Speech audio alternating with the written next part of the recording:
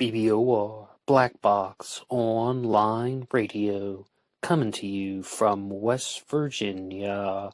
BlackBoxNed88 on Instagram for the bonus podcast. And just a quick reminder, every Monday is Zodiac Mondays. Wednesday is an Ask Me Anything. That's an AMA, so please drop your questions below for things that you would like discussed here on the show. And Friday is an Anything Goes. Any subject is fair game, mostly talking about true crime, serial killers, the Zodiac Killer, but any subject is welcome. All right, so please share some ideas in the comment section about what you would like to hear about on this channel, and let's get started. Alright, hello everybody. Today is Monday, another Zodiac Monday. Welcome to the show. On many of the weekends in the recent months, I've been doing a segment about the serial killer Leonard Paradiso and the disappearance and murder of Joan Webster from 1981, a crime which is heavily connected to the 1979 murder of Maria Iannuzzi. But there is an alternative suspect in that case, and that is none other than the Zodiac Killer. And this is one of the instances where that weekend segment meets with Zodiac Mondays, because I want to look at a particular piece of information that allegedly links the murder of Joan Webster to the Zodiac Killer. Joan Webster disappeared on November 28, 1981, after leaving Logan Airport in Boston, Massachusetts. She was traveling because of Thanksgiving break. Joan was a graduate student at Harvard University, and she was studying architecture. I've had an opportunity to correspond at length with Eve Carson, who was the sister-in-law of Joan Webster and has published a book on the subject called Mommy's a Mole, Whale of a Tale. So she will share some insights in this one.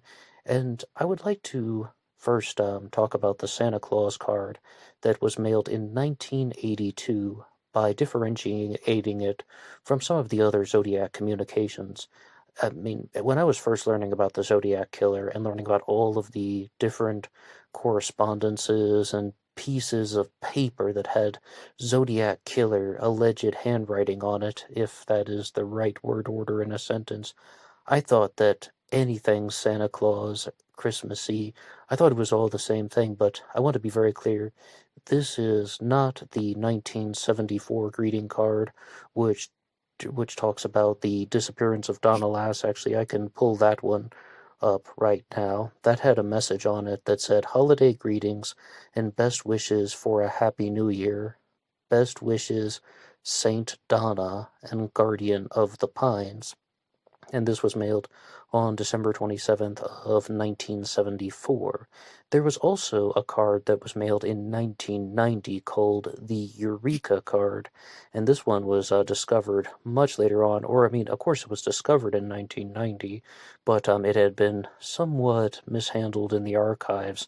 It's the one that says, "From your secret pal, can't guess who I am yet. Well, look inside and you'll find out." And it doesn't even feature a Santa Claus on that one. Instead, it has a snowman with glasses, actually a Groucho Marx pair of glasses, a red hat, and a green scarf. Groucho Marx may have actually been very influential on the Zodiac Killer, and I haven't watched this exact version, but apparently there's a Groucho Marx version of the Mikado that could have been the major inspiration behind the Zodiac and all of his references to the Mikado, or at least something that the Zodiac had been familiar with. So there are numerous pieces of writing that have been written around the time of Christmas, and Robert Graysmith even talked about this in his book, Zodiac Unmasked, when he was saying that the Zodiac seemed to operate very close to holidays. In fact, many people believe that the Zodiac Killer was a single person, not a group, not a hoax, not even a partnership, because you have someone operating on nights, evenings, weekends, and holidays. And I'm not the biggest believer in that theory, but there are lots of things that we've just talked about, all unconfirmed communications, of course, but they're about Christmas. There's the much more confirmed Zodiac correspondence that also uses the phrase secret pal, known as the Halloween card. And then there are also crimes that have taken place on holidays, such as the murder of Darlene Farah and the shooting of Mike Michaud, which occurred on July 4th, the night of July 4th, actually. And Sherry Jo Bates was murdered on October 30th of 1966, but her body was found on Halloween morning. And the murder of Paul Stine occurred on October 11th, and Robert Graysmith even tried to say that there's this connection between the Zodiac and Columbus Day, where he listed Columbus Day as one of the holidays that the Zodiac may have been going for. I don't particularly buy into that at all. I still insist Columbus Day is not a real holiday, and if it were, someone wouldn't really care about it enough to commit murder on that day, that is. But some of the other instances where this could have actually been somewhat relevant are speculation or just going off in some type of far-out, wacky form of thinking in some type of theory where the victims were pre-chosen. We mentioned Darlene Farah. She was murdered on July 4th. Her birthday was March 17th, St. Patrick's Day. Cecelia Shepherd, the female victim from Lake Berryessa, who was murdered, she was stabbed on September 27th of 1969, passed away 2 days later in the hospital. Her birthday was on January 1st, New Year's Day. I completely see that there are lots of holidays, but I am definitely not convinced that the Zodiac killer would have had knowledge of Darlene Farah's birthday or Cecelia Shepherd's birthday, or better than just one of them, both of them. I mean, how some people have their theories on how all of the victims were pre-chosen, and there's all significance in some characteristic of the victim's personal life, but I am definitely not a believer in that, only because I'm not convinced and I don't find the sufficient evidence. But in this one, I would like to talk about the 1982 Santa Claus card, and I would like to go over to ZodiacCiphers.com. If you're following the Zodiac Killer mystery and you haven't read ZodiacCiphers.com and all of the excellent material there, you're missing out. I highly recommend it. And I would like to read this little introduction that has been written about the Santa Claus card and the murder of Joan Webster. Joan Lucinda Webster, a 25-year-old Harvard graduate student, disappeared after her arrival at Logan Airport on November 28, 1981, and her remains were identified nearly 9 years later on April 30th, 1990, in Hamilton, Massachusetts. Joan Webster's parents made a heartfelt appeal for any information pertaining to their daughter's disappearance, which was broadcast throughout New England on Christmas Day 1981, less than a month after her disappearance. On January 18, 1982, a $10,000 reward was offered by George Webster's employer, the International Telephone and Telegraph Company, for any pertinent information regarding the disappearance and present whereabouts of the young Harvard graduate student. Gareth Ban, by some considered a Zodiac killer suspect, contacted George and Eleanor Webster, suggesting that the missing woman may have been the work of the Zodiac killer.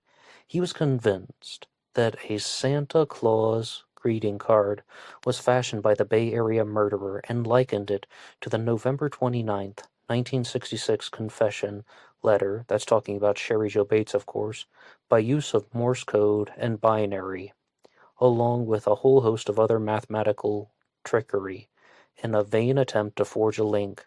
However, he was able to receive photocopies of the Santa Claus card and envelope to which he refers to in a communication from the FBI files. And the Santa Claus card seems to only be recorded in the form of those photocopies. I was even writing with Eve Carson, and I asked her, do you have a better copy of the Santa Claus card from 1982?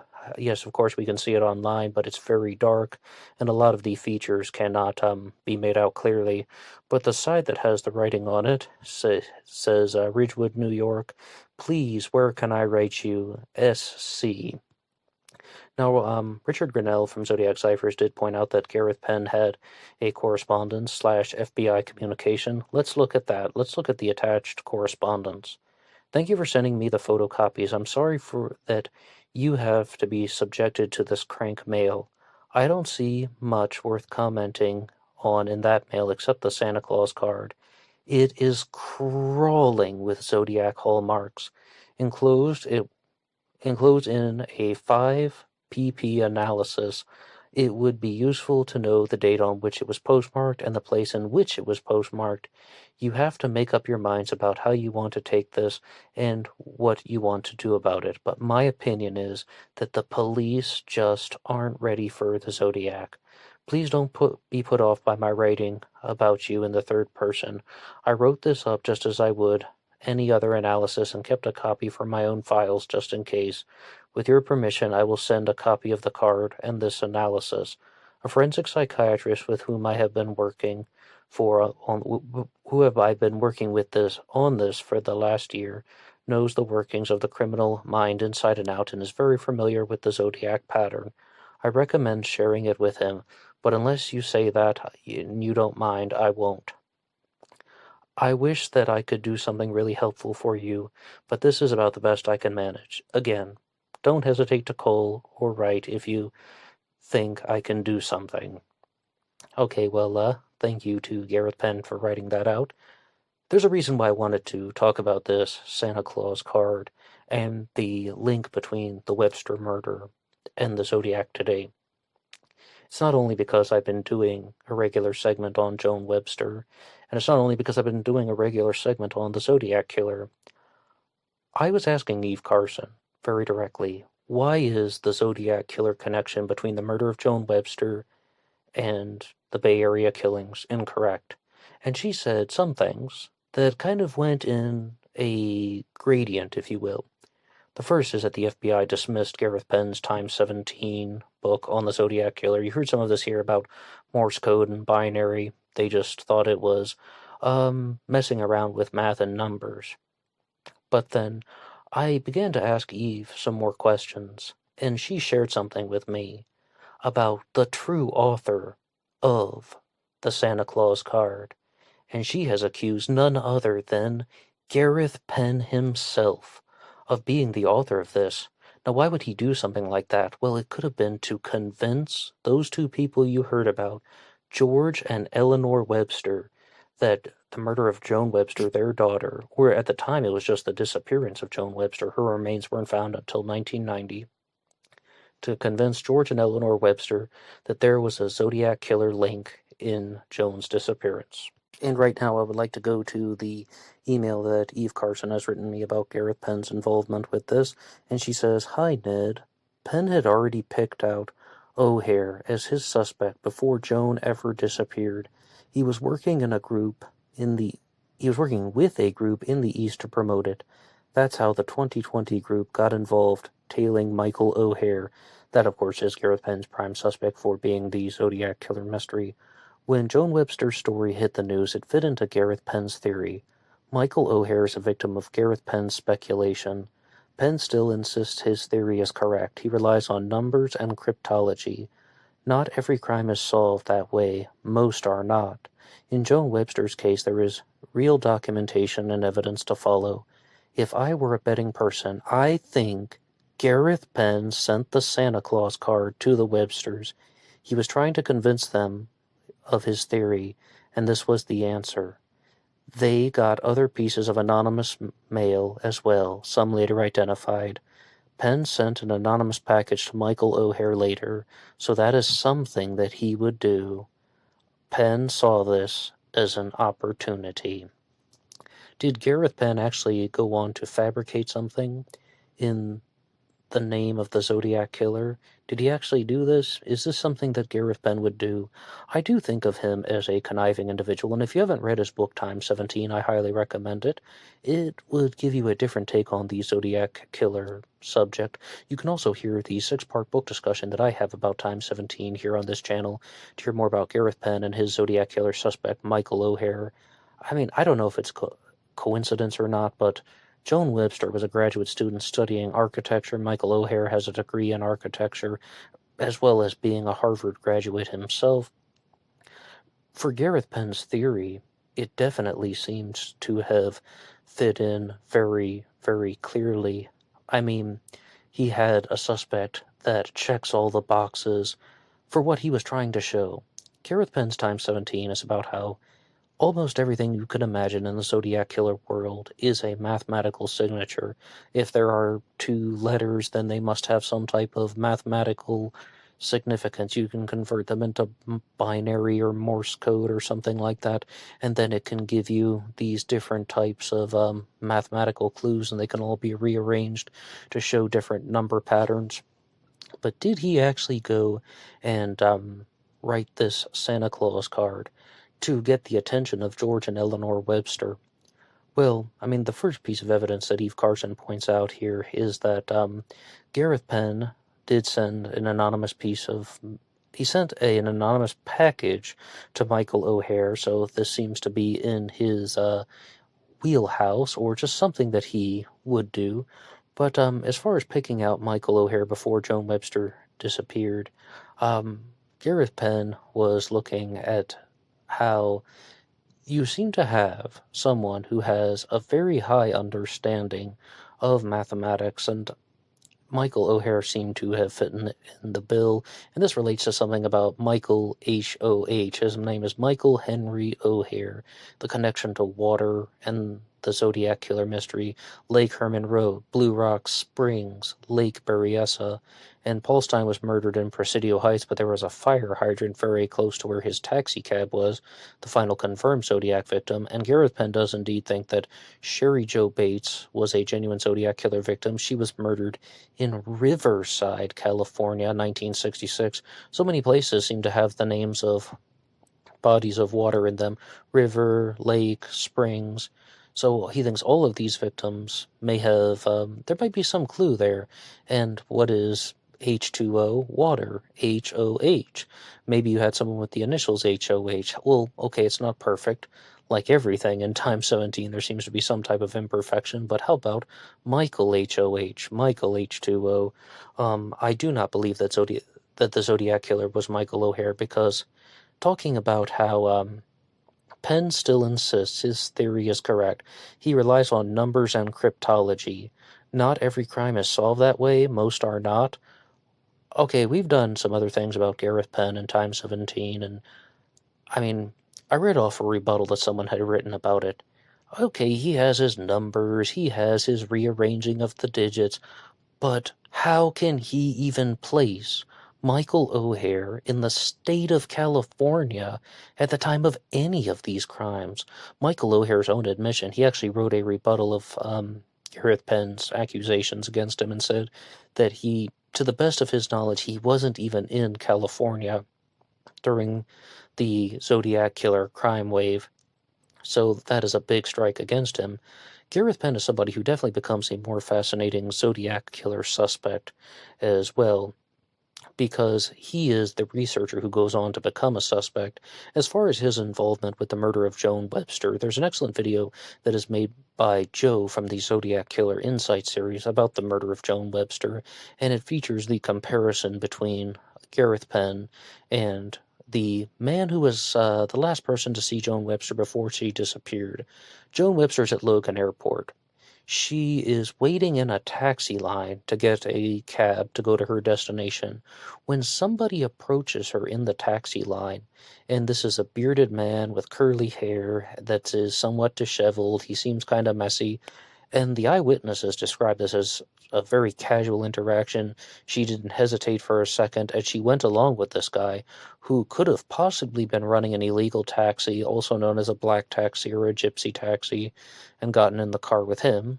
Or Eve Carson has also accused Joan Webster's own father, George Webster, of being that bearded man. Now, when I was talking about this with Joe from the Zodiac Killer Insight series, he said very clearly he cannot connect Gareth Ban to the murder of Joan Webster extremely easily, or there doesn't seem to be a lot to connect him to the murder. However, he does heavily resemble that composite. I mean, if you got the beard, the eyes, the face shape, the only thing that seems dramatically different about Gareth Ban is that he doesn't have that dark curly hair. He has much lighter and very straight hair. But I do think that it's not proven. I mean, I do think he is the closest resemblance to the composite that I've seen, especially when you look at some of the other suspects. The authorities absolutely disagree with the Zodiac killer narrative, and they insist that Joan Webster was murdered by the serial killer Leonard Paradiso. Eve Carson, author of Mommy's a Mole, disagrees with both of them. And we'll finally hear about her exact suspect who could have murdered Joan Webster in the second part of this episode, so please stay tuned if you want to find out who could have allegedly killed Joan Webster. That'll be mentioned in the second part. But to get back to the Zodiac killer, I would like to go to the next message that Eve Carson has written to me about the Santa Claus card and Gareth Ban. The Zodiac crimes required looking at cryptic clues. If you accept Gareth Ban's numerology and cryptanalysis when he has found a suspect that fits his methods. In Joan Webster's case, there is a great deal of actual evidence. I think Gareth Ban and a lot of others were intrigued by his theory because they couldn't figure out another explanation for Joan Webster's murder. A lot of evidence and documents were hidden. Penn had a bit of a following for a time, and this is going to go on to talk about some other things that I just need to give a little bit of a precursor to. The assistant district attorney and prosecutor in the case against that man, Leonard Paradiso, was named Tim Burke. He was never actually tried for the murder of Joan Webster. Instead, they convicted him for murdering someone named Marie Iannuzzi in 1979. Marie Iannuzzi was murdered on August 12th of that year. She was strangled with her own scarf tied in a double knot and found in a marshy area near Lynn, Massachusetts, on the banks of the Pines River, actually. And this says, Tim Burke was in a bad place. He did adjust some of the story after Joan's remains surfaced in 1990, but not much. Only enough to sidestep the irrefutable facts when Joan was surfaced. Tim Burke and his associates were too committed to the story of how Joan Webster was murdered by the serial killer Leonard Paradiso, and her body had been dumped off of Paradiso's boat into the Boston Harbor. It's amazing to me that he had the nerve to write his book. His book is called The Paradiso Files, mind you, but I'm sure that he assumed people either forgot or couldn't get enough of the records to disprove him. Authorities cover his rear end because it is an open case, but it is a huge embarrassment for the state. Tim Burke could face some serious consequences if this gets pried open enough. I'm not the least surprised that he hasn't changed his tune. I studied a lot of CIA-related documents when I dug into Joan Webster's case. I'm not familiar with the 13-month calendar. Oh, I should actually share one thing about this. I asked Eve Carson if she was familiar with Dolly Day because her book, Mommy's the Mole, talks a lot about the CIA, and Joan Webster's parents, George and Eleanor Webster, both had connections to the CIA, and I wanted to know if she knew anything about the ritualistic operations of the CIA and how they may have been committing crimes on certain days and then blaming it on some occult boogeyman or just blaming it on some other people who are involved with rituals. And maybe there are people who are committing crimes in the CIA who are just finding scapegoats so they can do destructive things because they can get away with it. I wanted to know what she had to say about that. I studied a lot of CIA-related documents when I dug into Joan's case. I'm not familiar with the 13-month calendar or Dolly Day, but I would be interested in knowing more about the sources. However, the CIA was largely unbridled. They did do some very bad things. Your commenter is correct about the original organization, the OSS under Bill Donovan. Operation Mockingbird was the broader umbrella of MKUltra. The mind control methods are very concerning even as I look into Joan Webster's case. They studied cult and occult behavior, used drugs, physical torture, etc. George and Eleanor certainly maintained that mindset. George was very controlling. I remember more than once telling George, people have different perspectives because they have different experiences. He didn't accept that. He presumed that people should think the way he did or believe what he told them. The CIA is a factor in understanding Joan Webster's case, but not that the CIA or an enemy of the agency took her out. I do not believe that happened. The The concern is the mindset and behaviors of her parents. They truly do not view the world in the same way the average person does. CIA behavior was even more problematic and bleeding over into familial relationships. There is zero question George wanted people to believe the boat story, that is, that Joan Webster was killed by Leonard Paradiso and her body was dumped in the Boston Harbor, even when it made no sense. He influenced Tim Burke to write his book, The Paradiso Files. What parent of a brutally murdered daughter does that? George is complicit in covering up Joan's murder. They were the ones with the secrets. Now, Eve Carson does make a bold claim in this. Gareth Ban is the author of the Zodiac Santa Claus card that came in 1982. But I think the bolder claim is that Joan Webster's own father, George Webster, may have been the person who set her up for murder.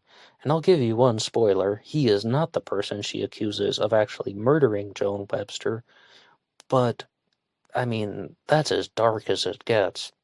And I've said this in some previous episodes on the subject, but it relates to Joan may have had knowledge of a family secret that was very dark, and that one of the Websters, or probably both of them, George or Eleanor, may have had some felony that had been committed, and Joan had knowledge of it, and they wanted to silence her, because there could have been very drastic consequences. Eve Carson also shared an email with me that George Webster had written her that sounded very deranged, someone who was not in a good state of mind. Let's talk about the Zodiac Killer angle for a second, though. As far as Joan Webster's connection to the Zodiac Killer mystery, this was highly publicized. You'd heard at the beginning that there was a $10,000 reward. This is going into the media, on television, in the tabloids even. Anybody could have learned about this from the media coverage. The Santa Claus card doesn't even seem to bear too many hallmarks. There's no zodiac symbol. There is not anything that would draw a reference to the crimes in the Bay Area. It's very vague. And more importantly, where's all the stuff? I will state some facts that only I and the police know. Or why not talk about somebody by name? Like Gareth Ban's talking about the Bates confession letter that happened in 1966. The whole Miss Bates went to the slaughter like a lamb. Where is any of that addressing, or talking about how the crime was committed? I first removed the distributor, and then I tampered with her car, and then I led her down to the slaughter. Those details simply are not present, and there's nothing in the Santa Claus card that would suggest that that person was the murderer, that that person actually was present when the victim was murdered. I mean, I just do not see any of those details present. I think the more shocking thing, and the biggest motivation for me to do this episode, was because Eve Carson accused Gareth Ban of being the author of the Santa Claus card, and perhaps he just genuinely believed Michael O'Hare committed the murder of Joan Webster, and he wanted to get some more focus and attention and have access to Joan Webster's parents. Or he could have been pushing phony baloney, because as I said, he's a conniving and calculating individual. But somebody left a comment recently once saying, Gareth Ban is just a clever clown. Yeah, I tend to agree with that. But thank you for listening to this segment here on the Zodiac Killer Santa Claus card.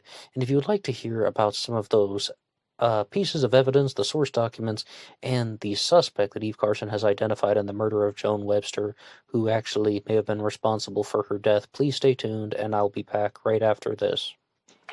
You are listening to Blackbox Online Radio. This show is brought to you by TeeSpring. Feel free to check out the merchandise. Almost all sizes and colors are listed. Blackbox Online Radio. And remember YouTube Premium. You can download the show, take it on the go, anywhere and anyhow. Please like and subscribe. Grazie mille. Okay, hello everybody, and we are back. I said in this segment that we would talk about Eve Carson's suspect in the murder of Joan Webster, and we will get to that as well as going through a presentation that she has made talking about some of the evidence and the source documents. But first I should remind you guys that this show now has free downloads that are available at LaunchPad DM, and there's a link to that in the description box. You can download the audio of this show as a pure podcast, take it on the go, and all free, available at LaunchPad DM under the name BlackBoxOnlineRadio. The link is in the description box.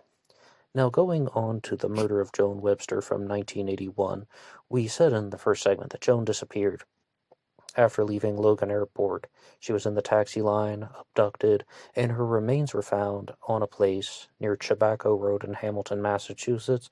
She had been buried in the ground, and they didn't resurface until years later.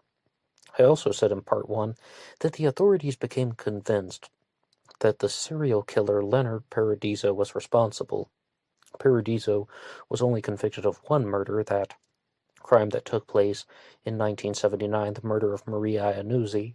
However, 7 different murders have been attributed to Leonard Paradiso, and Tim Burke is the author of the book The Paradiso Files, which gets more into that.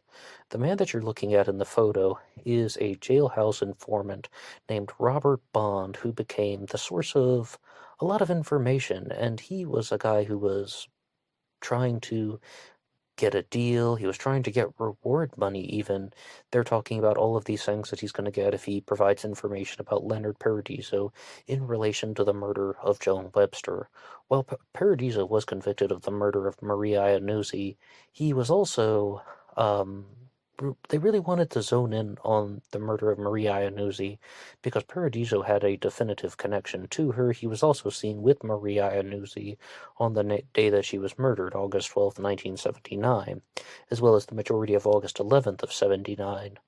But if they got a conviction in the Iannuzzi case, then they could attribute the murder of Joan Webster to Leonard Paradiso, and that's exactly what happened. The question that we're exploring in these episodes is, was that the right thing to do? Now, the sources of Robert Bond's information. Let's go on to the next slide here, which shows Bond moved to Concord, Massachusetts on December 29th of 1982, and that was away from Leonard Paradiso. The Massachusetts State Police met with Robert Bond, and they identified meetings before Bond in a written letter, January 10th of 83 and January 14th of 83. Carmen Tomorrow was identified in both meetings. Carmen Tomorrow is someone who's going to become very important with this. He's the guy who comes up with the theory that Joan Webster was murdered on the boat and dumped in the harbor. The name of the boat that was owned by Leonard Paradiso is the Malafemina, Evil Woman, and that Joan's remains were buried at sea or in the harbor. That was blatantly false. They were found on land, buried in the ground in Hamilton, Massachusetts. So Robert Bond will go on to talk about the Iannuzzi story as of January 14th of 1983. Robert Bond claimed Leonard Paradiso drove Maria Iannuzzi to a bar at 9:30 p.m. on August 11th of 1979. He drove his girlfriend, whose name is Candy Wyatt, home, and returned to the bar at 11 p.m. This contradicted testimony from eyewitnesses. Oh yes, Maria Iannuzzi was seen at the bar at least at 1:45 a.m. on August 12th. Robert Bond claimed that Paradiso struggled to get Marie's stockings down. Bond did not know the type of top Maria wore with the skirt. Bond claimed that Paradiso confessed to murdering Maria Iannuzzi in the car, strangling her once with the scarf. Bond claimed Paradiso slipped on the rocks. Bond claimed that Paradiso called Candy and asked her to wake her mother, and Candy had a taxi to come over. He also claimed to know the names Christine and Eddie Fisher. Now, about the events of the murder of Maria Iannuzzi, she was strangled with her own scarf, which had been tied into a double knot. But as far as getting her stockings off, Gareth Ban was very keen to note this in Time 17 when he said Maria Iannuzzi was murdered in a leotard. And, I mean, it's a one-piece part that comes down over the groin, and she was still wearing that at the time that her remains were found, which was also on August 12th of 1979. So if somebody had raped her, they would have had to have undressed her completely, taking off the entire leotard, and then put her back in the leotard. but there simply was not a rape kit performed. They did find semen in Marie Iannuzzi's vagina. However, there was simply no need to think that to investigate it as a rape. They said that she had consensual sex with someone around 24 hours before the time of her murder, or within 24 hours before her murder. So that's consensual, though. No evidence of rape whatsoever. So this whole thing about Leonard Paradiso would have strangled Marie Iannuzzi, and that she would have been unconscious, and then he raped her, and then strangled her again to make sure that she was dead, or decided, I've gone too far this time, after he regained his composure and dumped her body near the Pines River. Well, the physical evidence doesn't seem to support that. Okay, moving on to the next slide. First you'll see 3 people are in this photo. Tim Burke, the author of the Paradiso Files and the prosecutor in the Iannuzzi trial, Andrew Palumbo, a state trooper, and Carmen Tomorrow, who is Andrew Palumbo's superior. Bond embellished testimony at the July 16, 1984 trial. Bond knew the type of top that Marie wore, a leotard. Bond described the tire tracks and the location of Marie's body, which had been reported in the papers in the time, meaning that he could have learned about it some other way. Robert Bond claimed Paradiso talked to his boss, George Murphy, that night. Bond claimed that Paradiso had a call between 2:30 and 3 a.m. from an older woman. Bond claimed that Paradiso panicked over one dark hair that was found on Marie Iannuzzi's leotard. And, you can see the stuff that's written in red here, that Bond had no contact with Paradiso after December 29th of 1982. Andrew Palumbo, who's the man in the middle photo there, identified it as a woman, Elaine Covino, from visitation records, and she did not corroborate any of Robert Bond's claims, and the hair did not match Paradiso's hair samples. This was an item that was listed in the autopsy files, and you can see that from the idea that they are trying to share. Bond is learning about some things from the papers, and he is also saying things that do not check out when they are compared to the testimony of other people. And the last thing on this one is, Bond claimed Paradiso had detailed backgrounds of lawyers Judge Carhart and Walter Prince about what Paradiso had bartered for legal services. Paradiso documents from Carmen Tomorrow 3 weeks after the arrest. Oh, it's important to note that Paradiso was arrested for this on July 6 of 1982. This is well after the murder of Marie Iannuzzi, August 12th of 79, and it's also after the disappearance of Joan Webster. And that begs the question, would Leonard Paradiso have been arrested for Marie Iannuzzi's murder if Joan Webster hadn't disappeared? Eve Carson would definitely say no. Tim Burke would probably say yes. Robert Bond corroborates MSP meeting with Paradiso 3 weeks after the arrest. Bond letter was received on January 14th of 1983. The Massachusetts State Police with Robert Bond had an interview with him on January 14th that was conducted by Carmen Tomorrow, and 3 weeks also corroborated in the Massachusetts State Police on January 14th of 1983. So that's some evidence to note about when this is all coming in. Now, Carmen Tomorrow met with Leonard Paradiso at the Charles Street Jail on August 1st of 82. Carmen Tomorrow alleged that Paradiso murdered Joan Webster on his boat and dumped her overboard. The Tomorrow allegations were 5.5 months old before Tomorrow interviewed Bond on January 14th of 1983. Are you with me? Are you hearing that?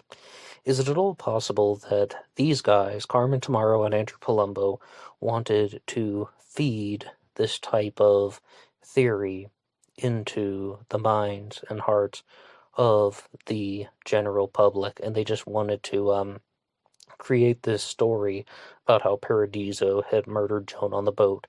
Is it possible that they simply got it wrong? Because we know they did. Her remains were found buried in the ground, not at sea. Or is there something actually going on, like a police cover-up, and that there is another suspect? Bond attributes information to the Massachusetts State Police during the interview, and that is the location of Paradiso's boat, which was at Pier 7. He says that Leonard Paradiso was driving a taxi cab and names Eddie Fisher in the Maria Iannuzzi case. But back to the taxi cab. Somebody asked a question in a recent episode on the murder of Joan Webster. Did Leonard Paradiso ever actually drive an illegal taxi? I mean, how did they come up with this? I asked that to Eve Carson, and she said no, he did not. There's no record of him ever driving a taxi cab. Now, Bond does not know the manner of Joan Webster's death during an MSP interview. And it says here, like he told me he strangled her, Joan Webster. The last thing he told me that he did it with a whiskey bottle. You can pick and choose whatever you fucking want. And with this one, originally, I had interpreted it as someone was saying that he heard the stuff from the guy saying he strangled her and he hit her with a whiskey bottle. And he's like saying, this is what Paradiso told me. If it's true, whatever. If it's not, whatever. I'm just telling you what he told me. If it's useful for you, sure. If not, I don't care. My job is to tell you what Paradiso has told me. He said he strangled her and hit her with a whiskey bottle. Whatever lines up with your evidence, I don't care. That was my original interpretation of this. Eve Carson has tried to persuade me to the contrary and point out that this is perhaps also suggesting that Bond doesn't truly know the information that he claims to know, and that he is guessing or maybe just saying things that he isn't completely certain of. Bond whiskey bottle description for the manner of death. And she had a hole right here from the whiskey bottle. He used his right hand, and he said he had blood all over him and his boat. There is no evidence that Joan Webster was ever on the boat, and if anything, the boat sank in July of 1981 as part of an insurance fraud scheme. Who was Robert Bond's source of this information? Leonard Paradiso, Tim Burke, Andrew Palumbo, or Carmen Tomorrow? I said we would identify a suspect in the murder of Joan Webster, and at this point, I asked Eve Carson directly, all right, you've accused George Webster, Joan's father, of approaching her in the taxi line and bringing her toward you. Now, or bringing her toward him, excuse me. Who actually committed the murder of Joan Webster? Joan Webster was killed with blunt force trauma, and I have brought up the possibility, was she actually strangled? I mean, if her skeletal remains were found 8.5 years later, how do you know that she wasn't strangled? And Eve Carson said she definitely wasn't strangled to death. There would be very clear evidence of that on an autopsy. I mean, if somebody wasn't strangled to death, I mean, something could exist, but the cause of death was almost certainly blunt force trauma. But if you go back to ZodiacCiphers.com, it will say that the cause of death was uncertain, and that is because people simply were not able to uncover the information from the decomposition. Maybe she had superficial lacerations. Maybe there was some other factor involved, but she was definitely hit in the back of the head with something that could have been a bat, a branch, or a tire iron even. Some very strong, dense, blunt object. So I asked Steve Carson, if George Webster didn't commit the murder of Joan Webster, who did? And she said, most likely, Andrew Palumbo. That's not my accusation, that's hers. Andrew Palumbo is the person that is seen here in the third photo, and it would actually be the second from the right, third from the left. That's the person that she accuses of murdering Joan. Tomorrow and Palumbo were part of the Bond interview on January 14th of 1983, where Bond said that he could get anything out of Paradiso.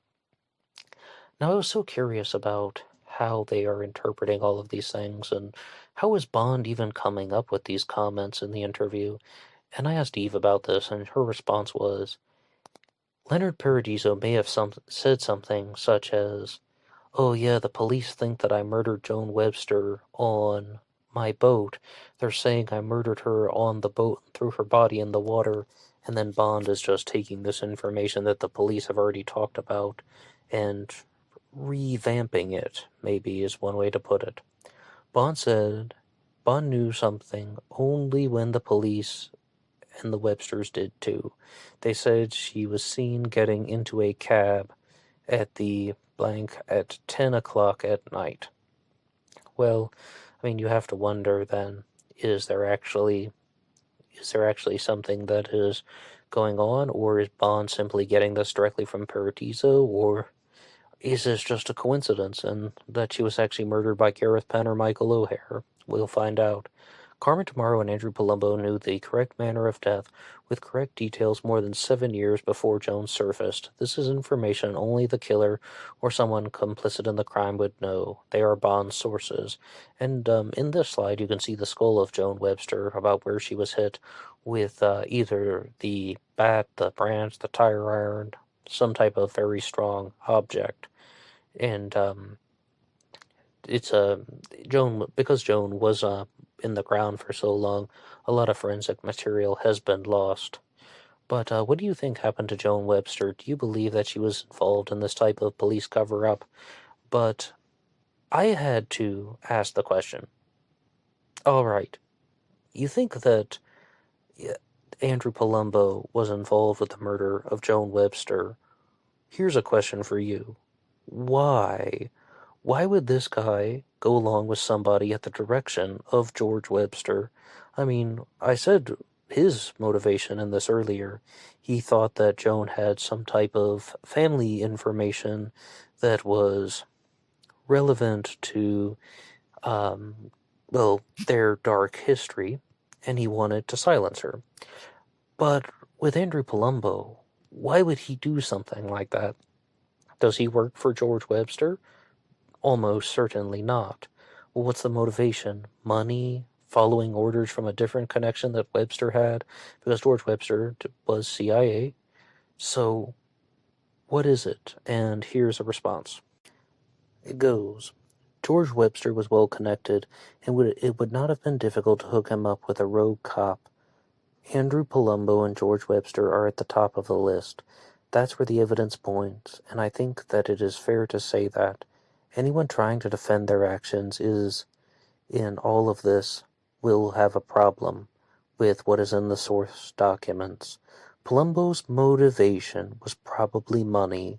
He had expensive hobbies, fast cars, motorcycles, and sailing. He lived in a small house in Lynn, Massachusetts with 4 girls. In Tim Burke's book, he describes Palumbo picking him up in a Jaguar when they went to look at the location where Maria Annuzzi was found. Burke said the DEA gave it to Palumbo to use, but I highly doubt that. That would be in the time frame between the Webster meeting in late February of '82 and the grand jury on March 5th of 1982. There were higher-ups following the case. And suggesting that Gareth Ban sent the Santa Claus card follows Gareth Ban's self-admitted behavior. He said that he sent an anonymous package to Michael O'Hare trying to smoke him out. He used Michael O'Hare's own Amex number to make the purchase.